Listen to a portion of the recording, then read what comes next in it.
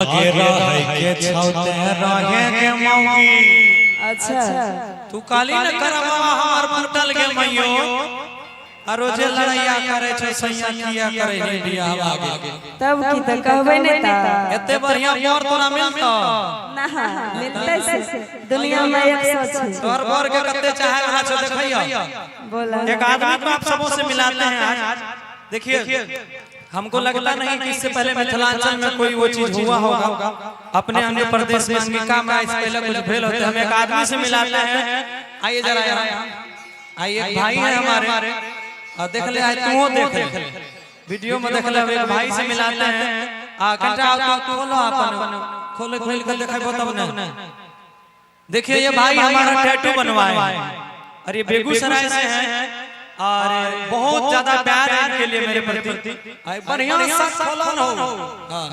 देखो बेचारा हमार फोटो छाती में बनवेल के अब बोलो इसमें सिर्फ प्यार की है हमरा न लागे छे कि अपना क्षेत्र के कलाकार ला गौरव ठाकुर छोरकारो केकरो ले टैटू बनले से पहले। हां आप जे बनवाई लिए देखो सीसी तो बस धन्यवाद आपको हमारे तरफ से ऐसे करते रहिए। एक बार जोरदार ताली हो जाए ऐसे दोस्तों के लिए। इसके लिए जोरदार ताली हो जाए। क्या बात है। देखिए बड़ा मुश्किल का काम होता है किसी को अपने सीने में बिठाना। हम सब इतनी टाइम जो करे कोई सुइया दे छे डॉक्टर हमरा बड़ा डर लागे छे छाती में टैटू बने के एकरा करते अच्छे। तो आपको धन्यवाद हमारे तरफ से। आजीवन कभी किसी चीज का जरूरत होगा तो गौरव आपके लिए हाजिर रहेगा। ठीक है हम कल एक बार मिलाई ले अपना भाई सब अने तना खेसारी लाल ढाली लोग को मिलबै हमरो तो हम आखिर अपना क्षेत्र के खेसारी लाल मिलिए तोरा सब के बेटा बनिए तू है मिलिए आबो। हां अच्छा हम बताए की नाम था। अच्छा इनका एक आईडी है इंस्टाग्राम का अजीत किंग के नाम से आप लोग फॉलो कर लीजिएगा। बैठिए आप बोल देखो ऐसा पति मिलता है देखियो सुनिए हां तब तो कहै छी करमवा हमर फटल के मइयो तो कहबे नहीं रोज दिन लड़ाई करे छ तो की कहबा। हम की कहै छियै अरे कि हमारा दिल के किताब के मंजू साहब कि तोहर नाम बड़ा सुननी हो तू साहब नहीं दोसर कोई चीज की का हां वही इसके लिए हेलो वही इसको हम उठाएं 2 3 4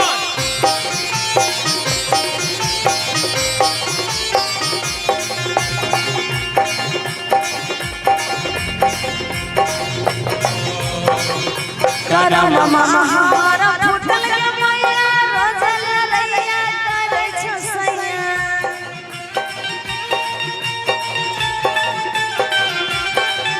करम हमारा फुटल के मैया रोज लड़ाइया करे छ सैया। कहल हमर मानव मैया या करे बियाह कहल हमर मानव मैया या करे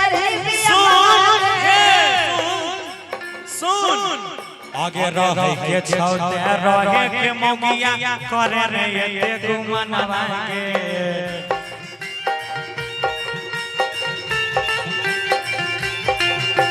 रहे के छौते रहे के उषा करे रे ये गुमनवा के आगे सुन अरे लबर जाओ कर बेटा मारबो छीन के तोरा बेला लवागे लबर जाओ कर बेटा मारबो छीन के तोरा बेला लवागे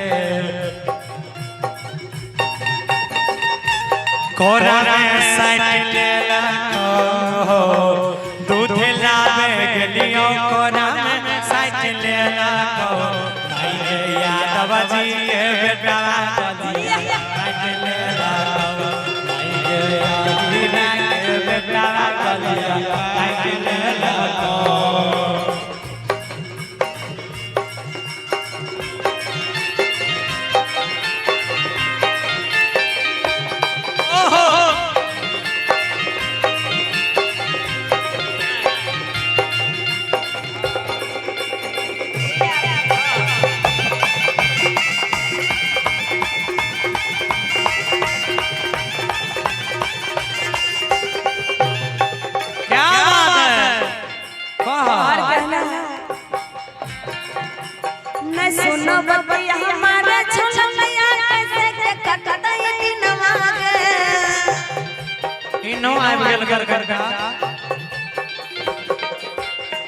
सुनो बतिया हमारे झुललिया कैसे के कटत यदि नवागे घरवा में एक बनाई रहबो। एक मिनट की बोले का परछाई सुने भी तब ना चाची यार सुनता है।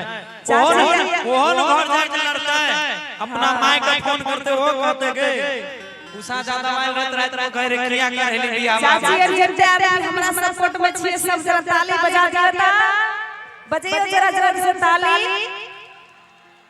कोई खाए के नहीं आल छ सबके ठंडा लग रहल छ।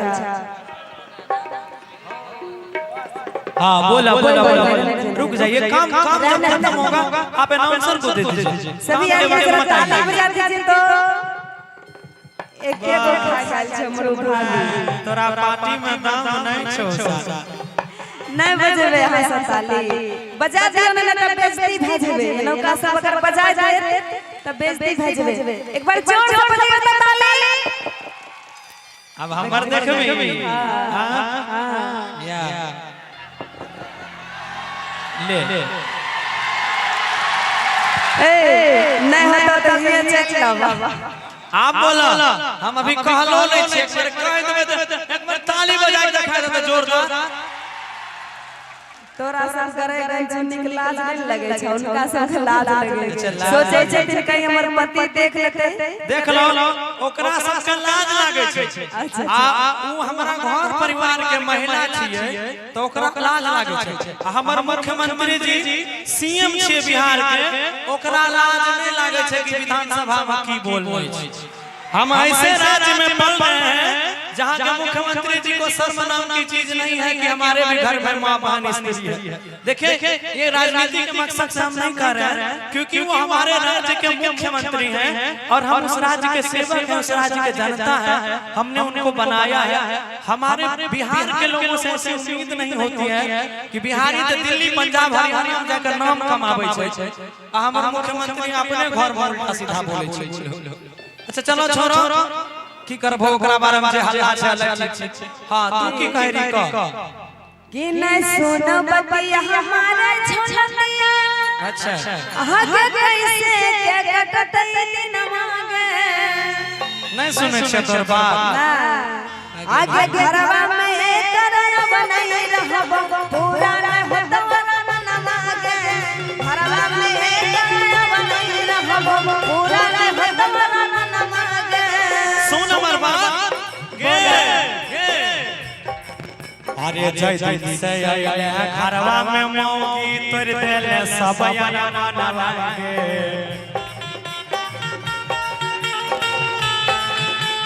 गे बैठ सुन जय दिन से तू हमरा घर में आइले अच्छा हमर सब अरमान पर पानी फेर देला तू हमर एकोटा बात तू नहीं मानै छै कि हम तोरा की कहै छियो। सुन अरे जय जय से आइले घरवा में मौगी तोर देले सब यारा ना लागे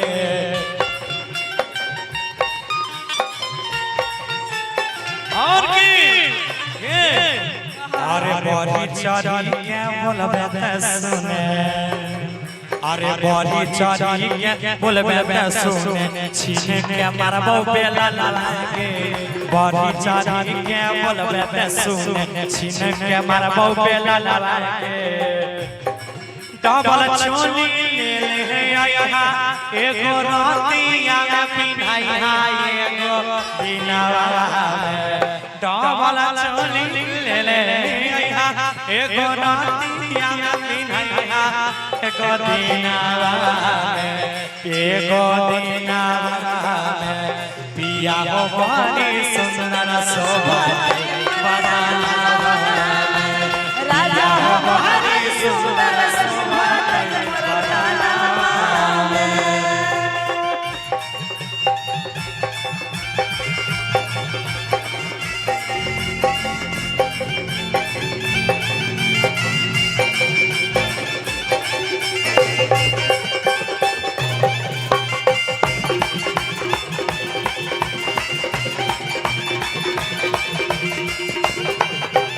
बोला और कहे छे की कहै छै अगुआ तो गलवा के बात में आके कर देले सब यारा नमागे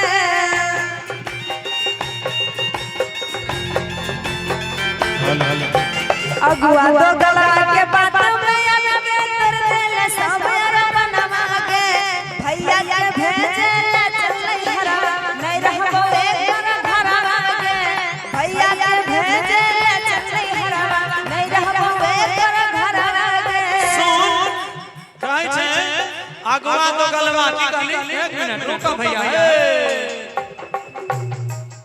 की कहली अगुआ अगुआ तो गलवा के बात में आगे अच्छा है के तोर देली सब बनवा के मतलब जब बियाह करल के दोगला रहे तब नहीं है घर में वह देख देख के यह द्वारा आजकल कोई अगुआ बने नहीं चाहे वो बेचारा मेहनत करके जोड़ी तो बना दे छे बाद में लड़ाई भेल सै बहु में आ बदनाम के भेल अगुआ वह बियाह करे ले आगे भैया के भेजे चल नहीं हरवा आ नहीं रहबो एक घरवा के हमर सुना तू जो घर चल जेबी तू जो रूस जेबी तू जो घर चल जेबी जइबे नहीं त